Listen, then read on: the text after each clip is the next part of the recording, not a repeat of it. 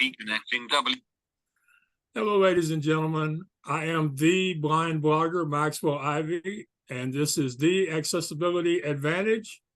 And I want to welcome you to the show where we will be advocating for more accessibility for and inclusion of people with disabilities through education, communication, and collaboration, instead of leaning so heavily on compliance, threats of legal action, and shame. And I look forward to building a community where we can amplify the positives and the advantages instead of emphasizing so much the negatives of inclusion. So today I'm going to be speaking with Tyler King. He is the founder and CEO of Less Annoying CRM, and he started the business with his brother. But before that, he worked in tech as a software designer and product engineer.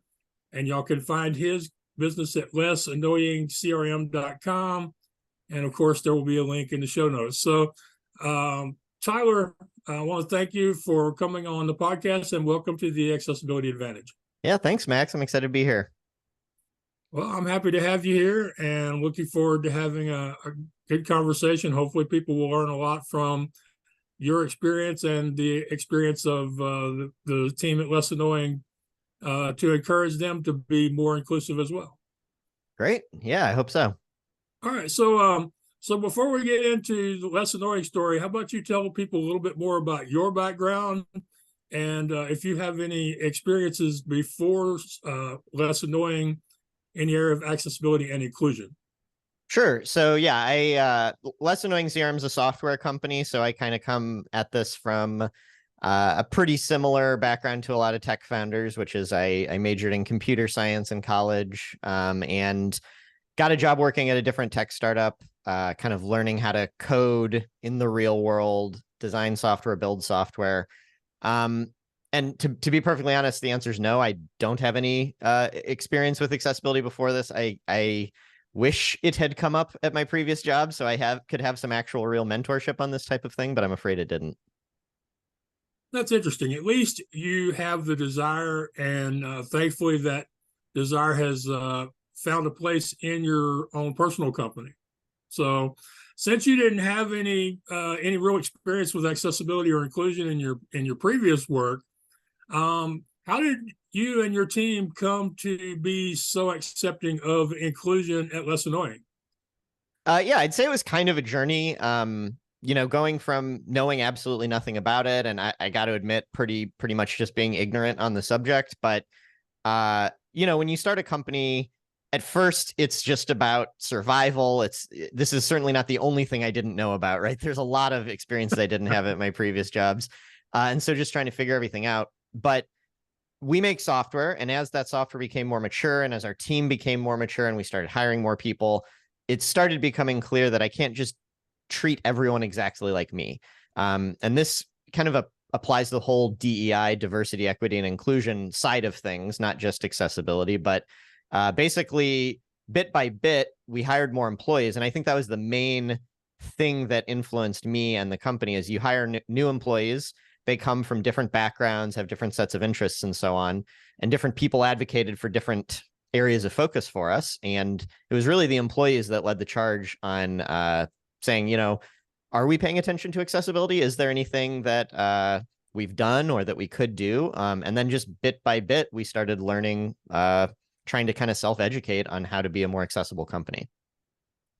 Right. As I understand it, that also kind of goes hand in hand with being a more inclusive company of people of different races, ethnicities, and genders. Mm-hmm. Exactly. Now, you mentioned having more people coming into your team, and I think that we talked about something called 20% time, mm-hmm. which was kind of what led you into the whole idea of making the software more accessible. Yes, that's correct. So 20% time is a concept that Google at least popularized. I'm not even sure they do it anymore, but we kind of took it and made a little twist on it, which is basically for our customer service employees, our company's about half customer service people. And we wanted to hire the best people we possibly could for that role. But customer service can be a really repetitive job.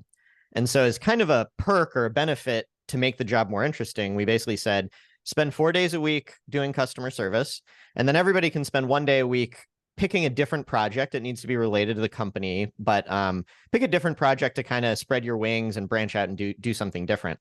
And so again, it was kind of a gradual process, but a handful of people have decided to spend that 20% time learning about various kind of inclusion related fields, and accessibility has been one of the major ones that people have been learning about.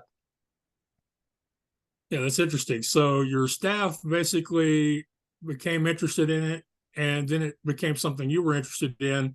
And as I understand it now, it's been moved from the 20% time to an actual focus of the company where it's handled differently. Is that correct?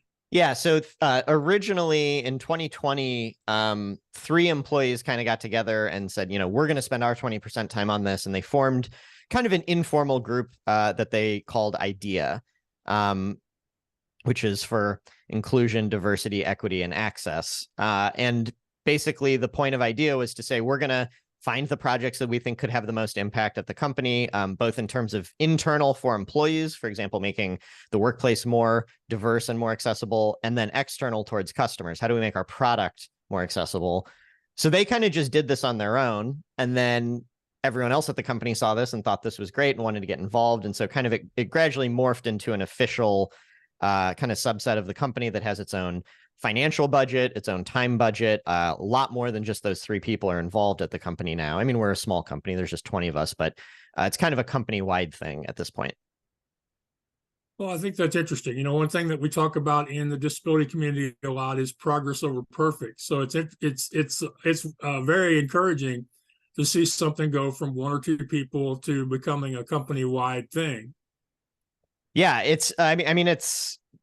I definitely, you think as kind of the founder or as the boss, you're supposed to know everything. And there have been countless versions of this, but this is one of those times where just learning from your employees has been, just kind of shut up and listen for a second has been a pretty valuable thing for me. Right. Now, have you thought about, trademarking the word idea or hashtagging it or something? I mean, I think it's possible we got that from somewhere else. There's only so many different ways to combine these letters together, but no, yeah, we definitely try to talk about idea a lot because it's a point of pride for the company now. see, I think that would be a helpful one. I'm going to ask you to email me that so that I can memorize it and move it Sure. from the short term to my long term memory, because I think that that's one of those is it acronyms that would be much more positive to the discussion than just the DEI or some of the other words and phrases we're using to talk about accessibility. I think it's something I want to co-opt, if not outright steal. So Yeah, no, go for it. It's all yours. And just so the way we do this, we kind of say there's two different areas of this type of work at the company. The management, such as myself, I'm responsible for making sure we're doing the basics, for saying, it's not up to IDEA to make sure that we're not discriminating against people when we hire or breaking any laws or anything like that. So we kind of say IDEA is not responsible for the basics. Every company kind of needs to do those. IDEA is just kind of layering on kind of icing on the cake to say, let's do even more than what maybe the kind of the business realities require. So we kind of have 2 different worlds of this type of work. right, and that makes perfect sense because there are some things that are minimum standards that are required, but then when companies go beyond those minimum standards is when really great things seem to happen. So okay, so we've established how y'all got interested in it and the inception of the idea group. So let's talk about some of the actual challenges y'all had with making your product accessible and how y'all chose to solve some of those problems. Yeah, absolutely. So it started out with, you kind of asked how we got into it in the first place. And I mentioned it was a journey of learning. I'd say the first bit of accessibility work we started doing was just trying to make our software keyboard accessible. Meaning if you just act like there's no mouse, can you tab around and, just use your keyboard to access everything? And when we first started caring about that, and this is useful for blind users who are using screen readers. It's useful for people with mobility disabilities where maybe they can't use their hand to navigate a mouse. And it's also just useful for people who prefer using a keyboard. The analogy I'd make here, kind of, I think the classic analogy in the accessibility world is if you've ever rolled a suitcase down a sidewalk or had a baby stroller and you've used one of those curb cutouts to get from the sidewalk to the street, those are there because the ADA requires it for wheelchair users. So by doing something good for someone in a wheelchair, you also make life easier for everyone else. So we kind of took that philosophy and said, well, let's start with keyboard shortcuts because everybody can use those. And then it grew from there. And Max, I know one of your kind of favorite parts of what this led to.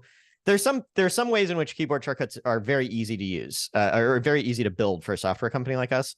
But there are some areas that are really hard to implement. And so one of those, for example, is drag and drop. If you think about, there's a lot of interfaces in software where the kind of designed experience is you take a mouse, you move the mouse cursor over a thing, you click down and then drag it somewhere else on the screen. This is how you interact with calendars a lot of the time. It's how you reorder lists and so on.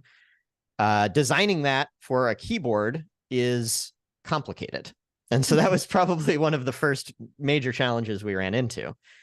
And I guess one of the things we learned from this, so we're, again, a very small company, rather than trying to implement that ourselves, especially because we are not experts on this type of accessibility, we certainly weren't 5 years ago when we did this, we just went out and looked for solutions from other companies. And we found out a much bigger company than us called Atlassian had built a solution for this, and they open sourced it, meaning anyone else can use it for free.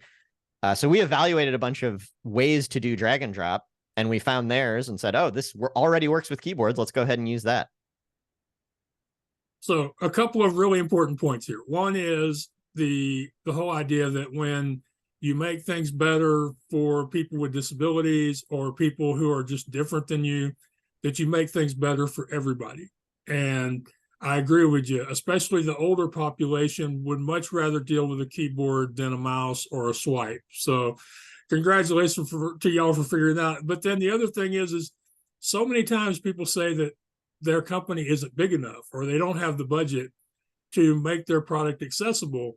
But here you guys are, a team of 20, and I imagine 3 of that 20 are probably you and the other founders.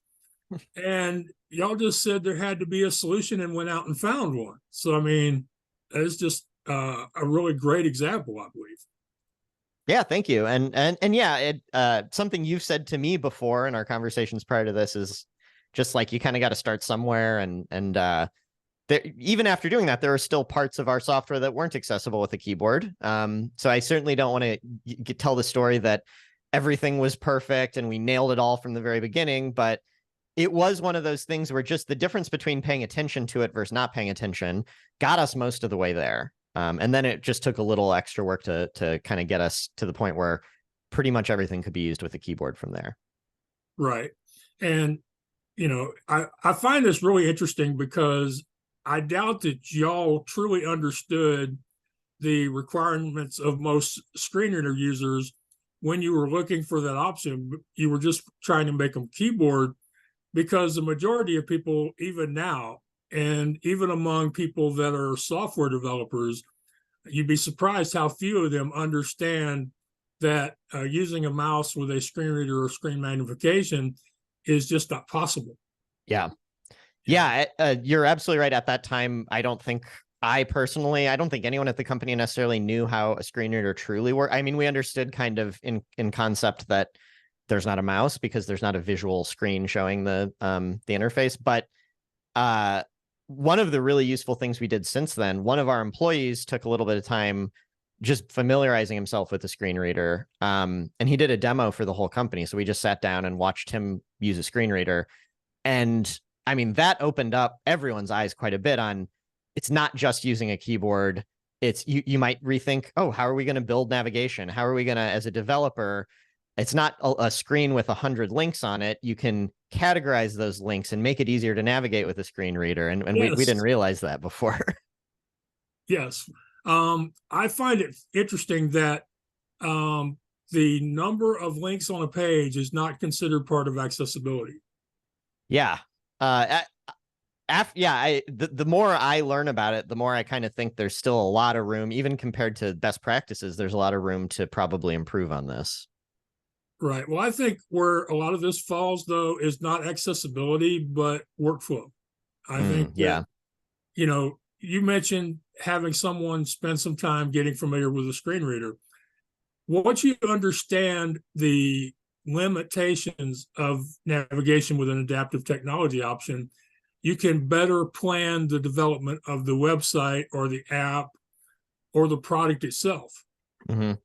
Yeah. I mean, an example of this, when we design software, when most companies design software, you kind of think of there being a desktop version and a mobile version.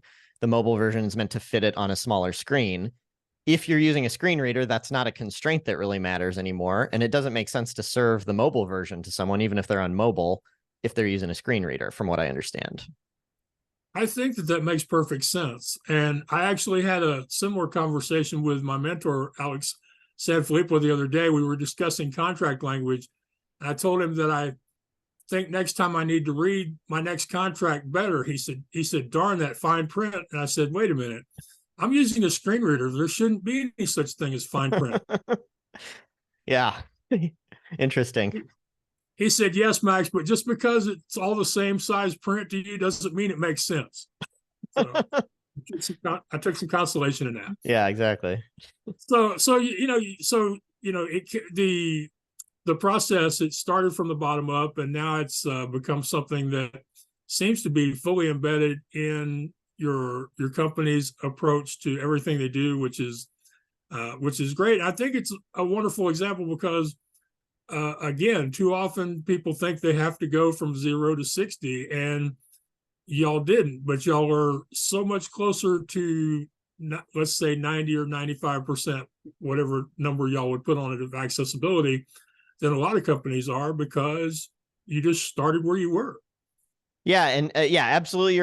I mean, you use our software. It's not perfect. This was a thing that I think scared us and scares a lot of companies, is this idea that if it's not if you're going to do it at all, you have to do it all the way, and it has to be perfect, and you have to have, potentially a full team of people who are experts on this, or hire a consultant or this and that. And I mean, if you have the resources to do that, great. But I certainly feel a lot better about where we're at, even though it's still incomplete, and we'll probably never be as good as we want to be at this stuff.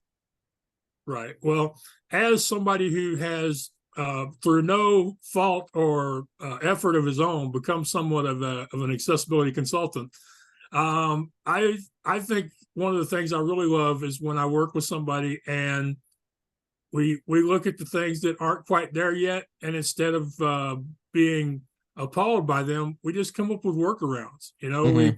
We create ways to communicate the shortcomings to the users so they can navigate them while we work on fixing them. And that's pretty much what y'all did. Y'all, I'm not sure how many other people who have a disability reached out to you over the course of these 5 years, but I know when I reached out to you, the response I got was wonderful, not only from you, but also from the customer service people that you mentioned earlier, because they hesitated not one bit to get on a Zoom call and help me set up my workflow on Lesson Knowing CRM until I got to the point where I could manage it myself. So I really feel like, that's something we need to talk more about. And a lot of companies would probably take more action in accessibility if it wasn't for the fear and the overwhelm that, oh, we have to do it now and we have to do it perfectly.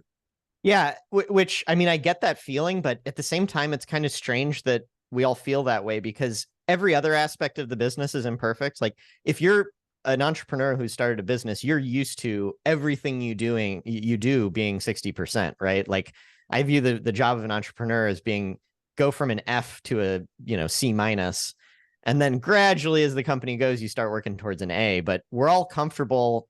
I tell customers all the time, no, we don't have that feature. I understand you want that workflow. I'm sorry we haven't built that yet, but we don't have it. And I think accessibility, it opened it up a lot for us when we started treating it the same way, which is say, we're trying, we're doing our best. And yeah, it might be a C minus for a while. I think that's awesome. And that's one of the reasons why I wanted to have you on my podcast, because I feel like these are the things that everybody everybody wonders about, but nobody talks about. Mm-hmm. Yep. Yeah. So it's great to see y'all's journey. And I do hope y'all are listening to what he's saying about making progress, and that just like everything else in your business. And now that I think about it, isn't that what most of us in the disability community ask for? We ask to be treated just like everybody else. Well, here's a guy who just said he treats accessibility just like every other aspect of his business, and I'm sure that includes the part where he generates income for that business.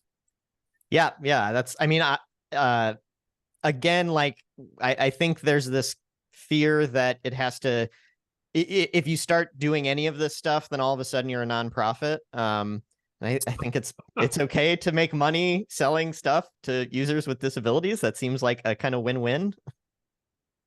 Yes, it is. And as I like to tell people, we are a highly loyal group of consumers who will advocate for businesses and brands that make us feel welcome. So Mm-hmm. when you include people with disabilities, just think you've just hired a new influencer or advertiser who you don't have to pay a dime. Yeah, I mean, Max, your support for us has been fantastic. I'm on this podcast. Some new people are going to find out about Less Annoying CRM because we paid attention to accessibility. So yeah, it's not hard to find kind of a business case for this type of thing. Right. And as I was recently informed, there are dozens, if not hundreds, of CRM options out there. So the fact that y'all get a little bit of a push from the work y'all were doing and going to do anyway is a win-win, as they say. Yeah. And on the topic of just like the kind of the business case for it, I feel like I should also mention, I said that employees started all this. There is the argument, like, are we making money by having a broader audience of people, by being accessible? Does that help the business? And like, probably yes. I've never run the numbers on it, so I can't give specific numbers, but yeah, that sounds believable. But the very tangible thing that I can say definitely has happened is, employees, and I think especially the younger generation of employees these days, want to feel like the work they're doing is about more than just maximizing shareholder profit or whatever. Not that they are opposed to making profit, but if you can give a sense of fulfillment in other ways, that helps with recruiting, it helps with retention. It's almost an employee benefit in a sense. And I've gotten so much feedback from employees that because IDEA exists, that's one of the big reasons they want to work here. So it's a huge recruiting advantage to let people work on things that they feel like matters. Right. Especially when you're talking about a group like customer support, where there's probably a very high percentage of turnover in general. And I imagine that your retention rates are much higher than average because of IDEA. And that all shows up in the bottom line because every new hire comes with new expenses. Yeah, exactly. Our average, we call them CRM coaches. That's our customer service team. Our average CRM coach has been at the company for 5 years. And that certainly is not attainable if you don't let people work on things that matter to them. Right. And I find it interesting that you asked my next question before I asked it. So are there other sorry to get ahead of you there. Are there other benefits that you can think of to your company, to yourself personally, or to your employees, or anything else you can think of that has shown up because of IDEA and the investment in inclusion, whether that be accessibility or other areas? Yeah, so I think I think the overall holistic effect on recruiting and retaining employees, that's the number one for me. And yes, we've been talking a lot about accessibility, but the other aspects of IDEA, just diversity in general, have been huge, both because our current employees feel good about it, and it has allowed us to hire employees that we might not have. You and I, in this episode, we've talked a lot about the product being accessible, but we've also done some work to make our office more accessible and things like that. And really focusing internally on the employee experience has been a big benefit. And then, like we said, the other one being, of course, it's a very competitive environment out there. So every little thing we can do to make our product appeal to more people and be, useful to more people is a good thing. Well, I appreciate that. So has there been any resistance? Has there been any negative effects of becoming more inclusive, whether we're talking about accessibility or what most people would category under DEI? No, I don't think so, but I also don't want to act like it's easy. It's like anything else in business where you have to try things. Some things will work, some things won't. So, for example, when we started, when Idea transitioned from just these three people doing kind of their own thing to a full company-wide, like official group within the company, we had a bit of a growing pains, I guess, where we had to, like, basically the scope of it got too big. And, we're a small company. We're not, Google goes out there and spends $100 million on something and they don't blink an eye. We can't do that. And for a while, Idea was kind of, I would say, struggling to figure out what should we actually be working on.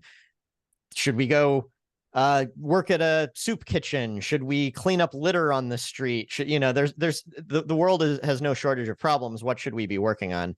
And so we did have to pull back and do a little bit of a reset at one point and say, we're a small company. This is still related to the business. So let's set some constraints. What we should be working on should either be a byproduct of what we're doing anyway. So, for example, a different Idea thing we do is we basically have like an internship program, but it's for people who are learning how to code, and we teach them how to code. It's not about them working for us. That's related. That's kind of a byproduct of what we're already doing because we have all these software engineers that can be mentors. The accessibility stuff also kind of, we're making software. We need to make it accessible. We have an office. We need to make it accessible. But it took us a while to narrow down on, let's focus on these things that are actually related to our business in a very concrete way. So you asked, is there any downside? The only downside has been a journey to kind of figure out exactly where our focus should be. But I feel like we've kind of got a really nice, healthy balance there, and everything's going well now. Okay. Since I do appreciate a holistic approach to things, I'd like to give you a few minutes to talk about some of the workplace changes that y'all have made and some of the results you've seen from those. Okay, great. And yeah, this is one of those things that I think is also intimidating where, especially if you have an office where you haven't thought about this at all, you may think, oh, there's a million things to do. Where do I even get started? What we did is on their 20% time, one of our customer service people went out and basically found a list of just things. There are all these lists out there online. You can say, give me a checklist of 100, accessibility things that I can do for an office. And we just went through it. And to be perfectly honest, we didn't do all of them, but we did some of them. And there's a lot of really easy stuff you can do. You can, like, we had a microwave that was on a set of shelves and it was a little too high for someone in a wheelchair to reach it. So we just moved it down a shelf. There were a dozen little tiny things like that took us from, I would say, pretty bad to okay. And then since then, we've been kind of trying to step by step go from okay to good. But yeah, you just got to start with the low hanging fruit there, I think. Makes perfect sense. You start where you are and make progress on a consistent basis, just like with anything else in your company.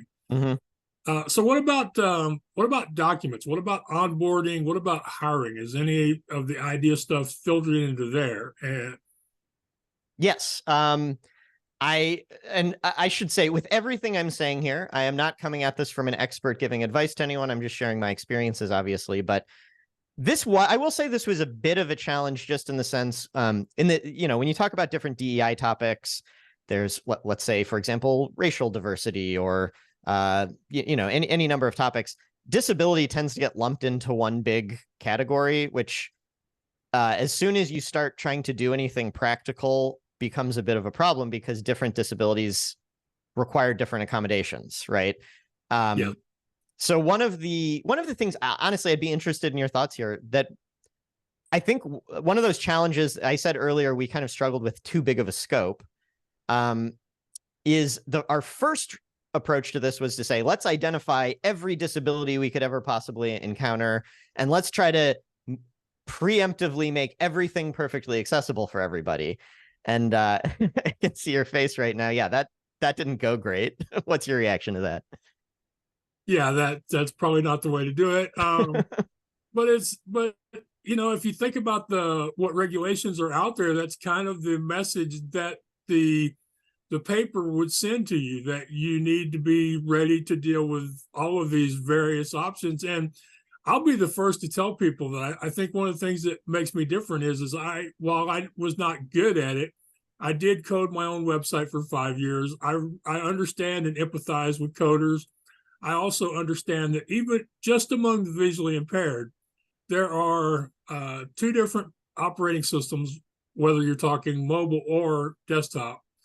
There are three different screen reading options. There are four or five different screen magnification options.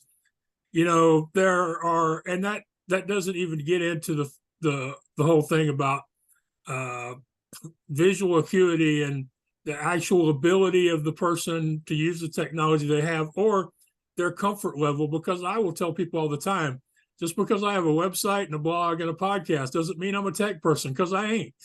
You know, and so you also have the differing ability levels and comfort levels. So just designing for the visually impaired is immensely challenging. And I, Hmm. and I like to let people know that, especially developers and business owners. So yes, I think the more sensible approach for a business owner would be to do what they can to make it clear that they're open to hiring someone with a disability, and then address the disabilities that happen to show up in their inbox, for lack of a better word. Yeah.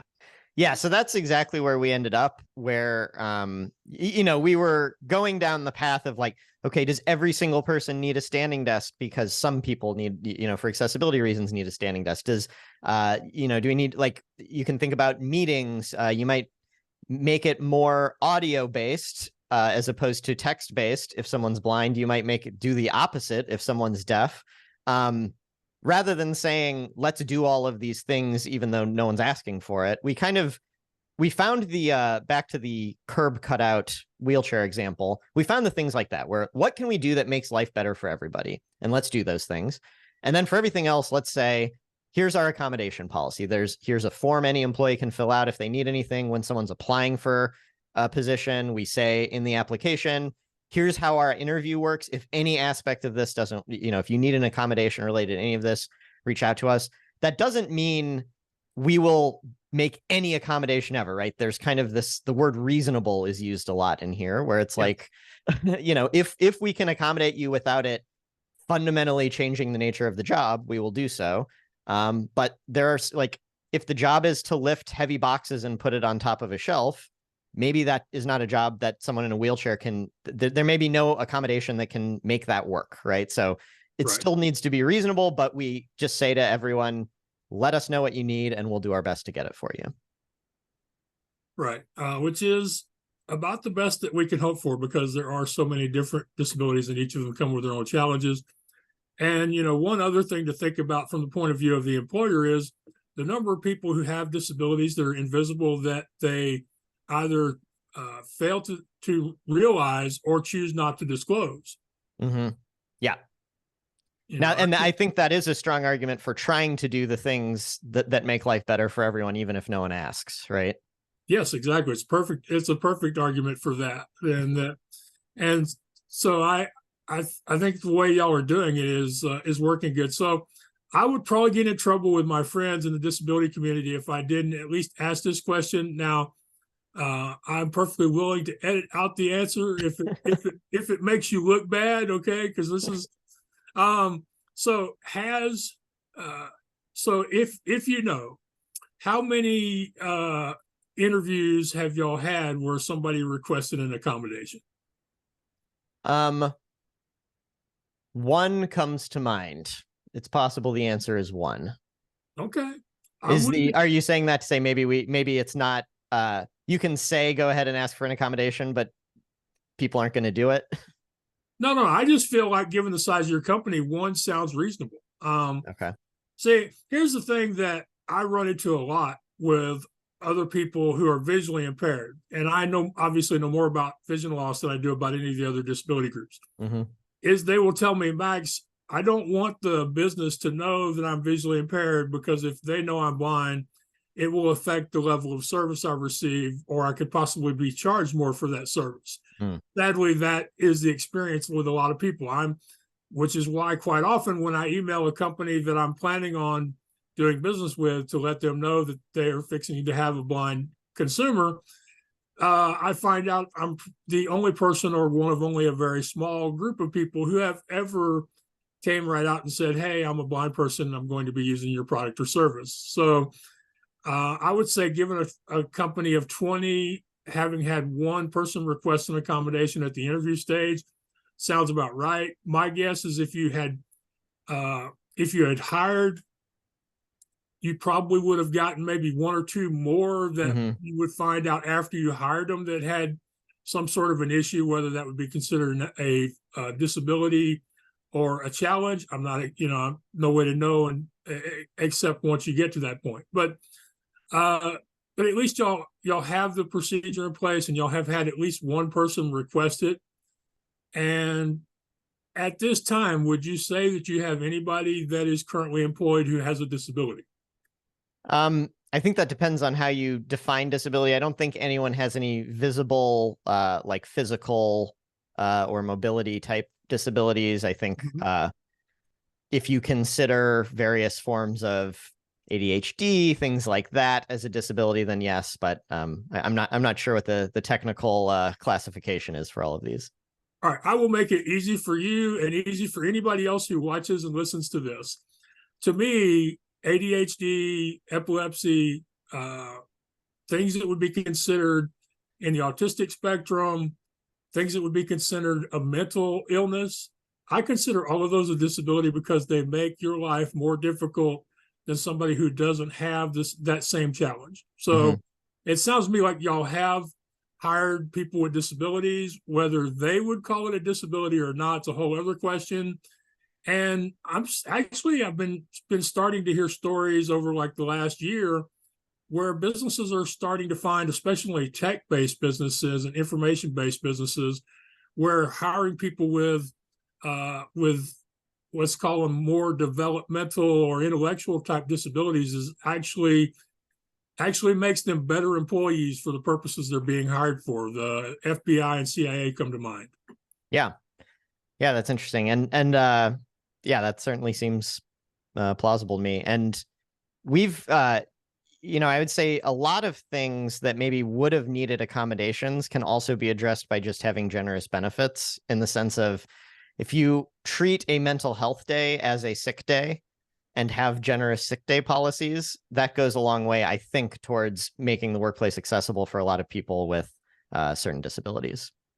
Right. For people who have mental disabilities, who have challenges with anxiety, with ADHD, with some of these other issues, knowing that they can take a day off when they really need one without it affecting their future employment is a huge benefit. I mean, I really can't express how much value that would have to a person in that situation, because I've never been there myself. But yeah, so having the sick days that allows these employees to continue working and to feel valued at your company is a benefit. Yeah, absolutely. Okay, so we've talked a little bit about it before now, but let's focus in on it just a little bit more. What are things that you would say to another company that is struggling with accessibility and inclusion? And let's, address both employment and as it applies to products and services. Yeah, I think my advice is pretty much the same for both. And it's two parts that are related. One is what I said earlier, which is treat it like any other problem you have to face, which is to say, I've talked to a lot of founders who, if their sales are down, if their product's not good enough, if they need to scale a team of people and they don't know how, the entrepreneurial way is to say, I'm going to figure it out. But as soon as it branches into the kind of the world of HR or hiring or access or anything like that, the problem solving part of their brain seems to shut off, and they think, well, I need to be perfect at it. I'm not an expert at that. I need to hire a consultant and I don't have the money to do that or whatever. If you just take the same approach and say, I'm going to figure it out, and it'll be, again, a C- effort at first, but that's better than an F. I think that's the attitude to take. It's just another problem that your business needs to address, just like every other one. And then with that, how do you solve any of those problems? You just like go online and read a listicle with 20 bad ideas, and you just start doing stuff and you see what's working and what's not. There are a lot of things you can do that take literally like 5 minutes. And if you just look at one of these lists and do a couple of these 5-minute things and say, you know what, I'm going to snooze this until next month, and I'm going to do another thing, and I'm going to snooze it a month and do another thing. Yeah, it'll take a while, but eventually you'll be at a place where you can be proud of it. And don't forget those things that you can do that'll cost you like $5. Mm-hmm. Yeah, know? Moving the microwave did not cost us anything. This kind of fits in with I've done quite a bit of motivational speaking, and one of the topics I speak on is self-determination. And what I often talk about is you have to decide that there's a solution, and then once you decide there's a solution, you'll find them. The difficult part usually comes when the solutions you find are not enjoyable, and then you just have to make yourself do things you don't like in the short term. So I like to talk about self-determination as deciding that there's a solution, finding it, and implementing it. And it sounds like that's what you're telling business owners to do when it comes to accessibility and inclusion, whether that be their product, their service, their marketing, or their hiring. Yeah, exactly. You put it much more concisely than me. Are you serious? Because concise is one thing I ain't, man. Nailed it this time. I struggle with brevity, conciseness. Any word that means less words is not my thing. Yeah, same. Yeah, that's why you have marketing people. Right. Well, I think we've had a great conversation today. I really appreciate you sharing your journey and being so forthcoming with your approach, because I do think this has or will have immense value for people who watch or listen to this, because it's the fear and overwhelm is a bigger issue for most business people than the actual work. And listening to what you have to say about it, telling them to approach it just like any other aspect of their business, I feel like that's going to be very freeing for just so many people who hear it. Yeah, I hope so. I mean, I can't stress enough. 10 years ago, if you'd asked me any of these questions, I would have frozen like a deer in headlights. And this is not a topic I would have even wanted to talk about. And at least I'm comfortable enough with it to get on a podcast right now. And that was just small, little, tiny bits of effort spread out over a long period of time. Well, that's what the self-help people will tell you. Little bitty steps add up to a big hill, a big climb. That's how you get to the top of the Eiffel Tower. Well, Tyler, I really appreciate you sitting down and talking with me. For those of y'all listening, you can find their website at lessannoyingcrm.com. I will include a link to them because since I've been working with them, I do happen to have an affiliate link for y'all. So I will share that with you. And you, of course, can find the podcast and anything else about me at theaccessibilityadvantage.com. So Tyler, any last words you want to share with people? No, thanks for having me on. This was a lot of fun to talk about. And if anyone does want to, again, I'm the furthest thing from an expert here, but if you're scared to talk to experts and want to talk to someone who is just as clueless as you, feel free to reach out. I'm Tyler at lessannoyingcrm.com. Wow, I really appreciate that the generosity of yours, Tyler, and I really shouldn't be surprised by it, considering the response I've received from y'all ever since taking that 30-day free trial with y'all. Not a lot of companies would extend as much help as y'all do to somebody who hasn't paid for it yet. So I guess I shouldn't be surprised for you sharing your email address. And one thing I hope that you will be willing to join us in, and again, I can edit this out if you like, is I eventually want to build a community somewhere. Not sure if it'll be LinkedIn or Facebook, but I'd like to build a community where we can exchange ideas on accessibility and maybe overcome some of these blocks. Yeah, that would be great. I mean, we're still very much in the learning phase here, so we're always looking for resources to learn more and get better. Okay, well, once we've kicked that around and get that sorted, then maybe not only you, but some of the other less annoying family would be willing to contribute as well. Yeah, definitely.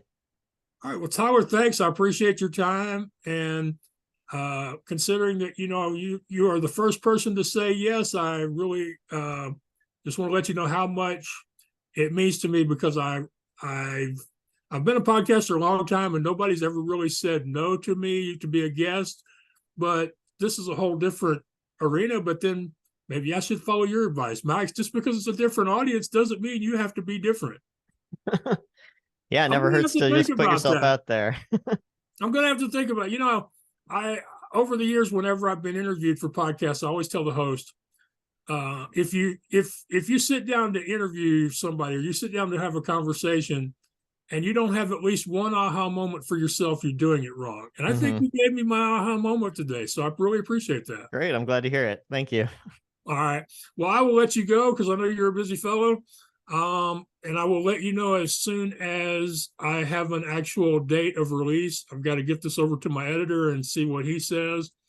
And then, like I said before, want to get a few episodes ahead. Yep, absolutely. No rush on my end. Leaving close. Are you? If yeah, yes.